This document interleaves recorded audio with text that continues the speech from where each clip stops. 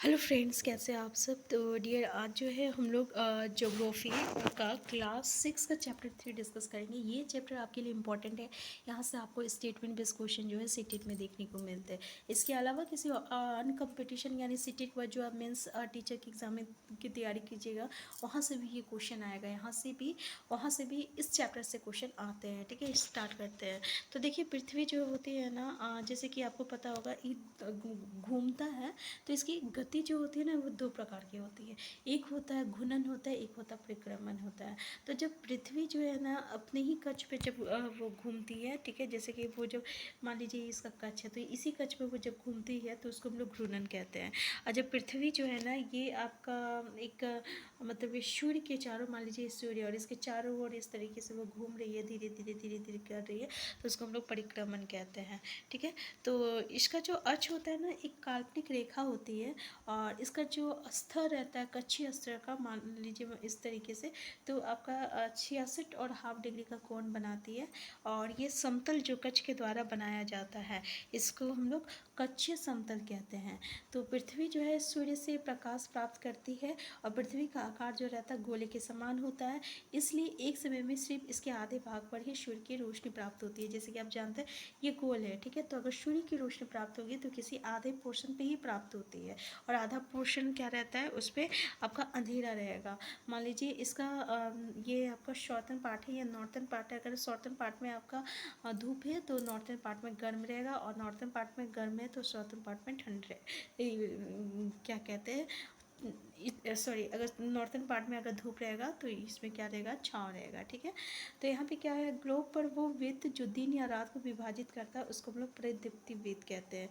तो प्रदीप्ति वृत्त हम लोग किसको कहते हैं, ग्लोब का वो वृत्त होता है जो कि आपका रात और दिन को विभाजित करता है, उसको हम लोग कहते हैं प्रदीप्ति वृत्त। ठीक है, तो ये वृत्त अक्ष के साथ नहीं मिलता, जैसे कि आप यहाँ पे 3.2 फिगर में हम लोग जो देख रहे हैं। तो पृथ्वी अपने अक्ष पर एक चक्कर पूरा करने में कितना लगाता है, तो 24 घंटा लगाता है। ठीक है, इसी को हम लोग क्या कहते हैं, तो इसी को हम लोग घूर्णन कहते हैं। ठीक है, तो घूर्णन जब होता है तो इसके साथ क्या होता है, तो इसके साथ क्या होता है, रात और दिन होता है। तो रात और दिन किसके कारण होता है, तो घूर्णन के कारण होता है। क्वेश्चन ऐसा पूछा जाता है। ठीक है, नेक्स्ट देखिए यहाँ पे, जैसे कि अगर पृथ्वी घूर्णन नहीं करता तो क्या होगा, तो सोचो आधे जो पोर्शन है जिसमें आपका सुबह है वो हमेशा सुबह ही रहेगा, और आधा पोर्शन जो आपका रात है वो हमेशा रात ही रहेगा। अगर इसमें धूप रहेगा तो हमेशा इसमें गर्मी रहेगी, और इसमें हमेशा अंधेरा और ठंड रहेगा। ठीक है, अगर घूर्णन नहीं करेगी तो ये आपका फर्क होता है, ये चीज़ होता है। नेक्स्ट है आपका पृथ्वी की दूसरी गति, जो कि सूर्य के चारों ओर घूम रही है। ठीक है, ये सूर्य है तो इसको चारों ओर घूम रही है, इसको हम लोग परिक्रमण कहते हैं। तो पृथ्वी जो है एक वर्ष कितने साल में घूमती है, तो 365, और एक चार मतलब कि एक दिन का 4वां भाग। तो इसलिए ना हम लोग इस चीज़ को छोड़ देते हैं, क्योंकि यहाँ पे कैलकुलेशन करना थोड़ा बहुत इम्पॉसिबल हो जाता है। तो ये जो है हम लोग 4 साल तक जोड़ते जोड़ते जो है एक 4 साल के बाद एक लीप ईयर आता है जिसमें 366 दिन रहता है। ऐसे ही आपका 365 रहेगा, उसमें 366 दिन रहता है। ठीक है ना, तो इस तरीके से जो है हम लोग वो दिन को यहाँ पे गिनते हैं। तो 4 वर्ष में प्रत्येक वर्ष जो रहता है 6 घंटा मिलकर आपका कितना लगाता है, 24 घंटे बनाते हैं, और इस तरीके से एक दिन जो बढ़ जाता है 365 डेज होता है। लेकिन लीप ईयर हम लोग इसको कहते हैं 366 डेज में।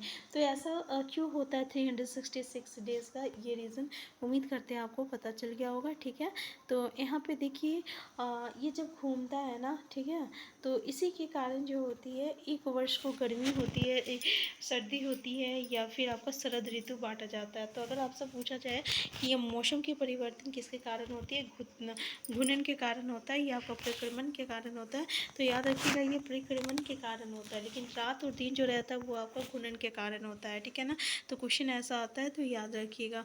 नेक्स्ट है 4 वर्षों में, ये तो हम लोग डिस्कस कर चुके हैं।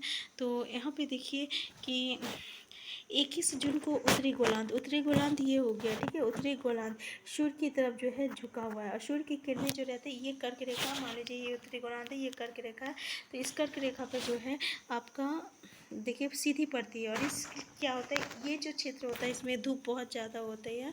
और ध्रुव के पास वाले क्षेत्र में यहाँ पे ये ध्रुव है, उत्तरी ध्रुव, इसमें कम ऊष्मा होती है क्योंकि वहाँ सूर्य की किरणें तिरछा पड़ता है। तो उत्तर ध्रुव जो है आपका, उत्तर ध्रुव सूर्य की तरफ जो है झुका हुआ है तथा उसके ध्रुव के रेखा के बाद वाले भागों पर लगभग 6 महीने तक जो रहता है लगातार दिन रहता है। और चूंकि उत्तरी गोलार्ध के बहुत बड़ा भाग में सूर्य की रोशनी जो है, सूर्य की रोशनी जो है प्राप्त होती है, इसलिए विषुवत के उत्तरी भाग में जो है गर्मी का मौसम, इसलिए ये जो उत्तर वाला भाग रहता है इसमें गर्मी का मौसम रहेगा। और ये जो आपका दक्षिण वाला भाग रहेगा, ये इसमें आपका मतलब कि ठंडी मौसम रहेगी।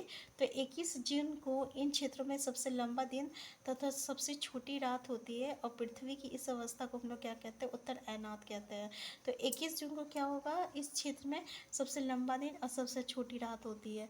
ठीक है, तो इसको हम लोग क्या कहते हैं, आपका इस अवस्था को उत्तर अयनात कहते हैं। नेक्स्ट आते हैं हम लोग 22 दिसंबर को, ये दक्षिण ध्रुव की बात कर रहा।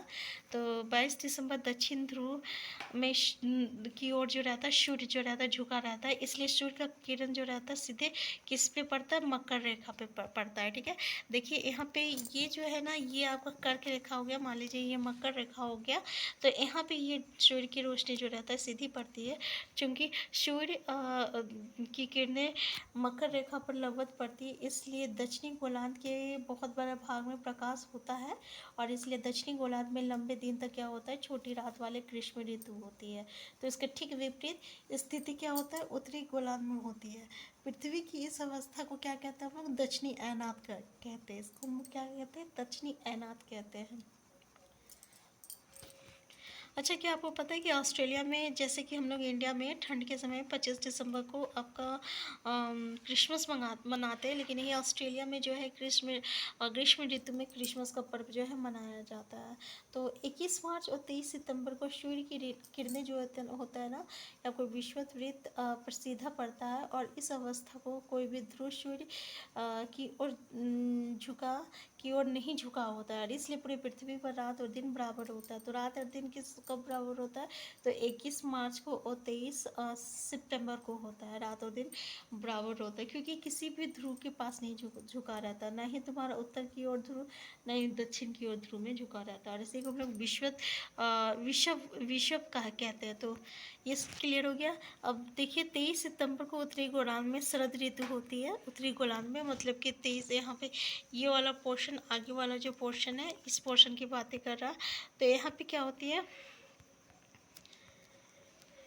21 और 23 सितंबर को उत्तरी गोलार्ध में शरद ऋतु होती है। और दक्षिणी गोलार्ध, ये दक्षिणी गोलार्ध, उसमें क्या होता है, 21 मार्च को जो रहता है स्थिति इसके विपरीत होती है। जब उत्तरी गोलार्ध में वसंत ऋतु, तो दक्षिणी गोलार्ध में क्या रहेगा, शरद ऋतु रहता है। तो इस प्रकार स्पष्ट है कि पृथ्वी के घूर्णन एवं परिक्रमण के कारण ही क्या होता है, दिन रात होता है। और घूर्णन भी जो रहता है इसी के कारण होता है। तो यहाँ पे इस चैप्टर से जितने इम्पोर्टेंट पॉइंट हैं वो लोग हम लोग डिस्कस कर चुके हैं। जो भी क्वेश्चन आएगा यहीं से आएगा।